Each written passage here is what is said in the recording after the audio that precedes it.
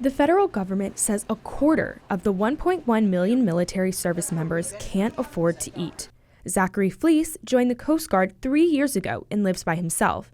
He only has himself to feed, yet relies on a military food pantry to put meals on his table. I can't even imagine what it's like, having multiple mouths to feed on a daily basis. The starting pay in the Coast Guard is just over $2,000 a month. Fleece comes here to the Fort Wadsworth Food Pantry on Staten Island to volunteer and shop for himself. The pantry is run by a military family advocacy group, Blue Star Families. Around 150 families come through when it's open twice a month.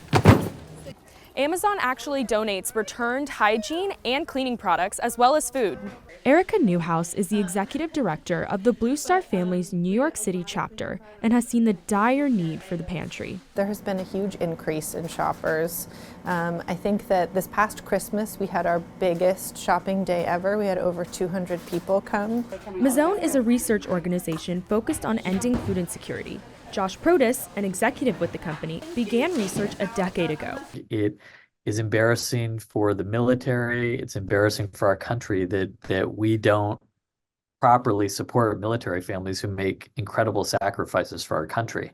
The DoD and Biden administration offering little support for Mazzone's proposals, Protis says.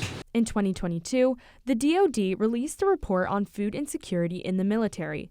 It listed a 6-step plan to minimize the problem, including reviewing pay and benefits, encouraging seeking resources, and expanding data collection.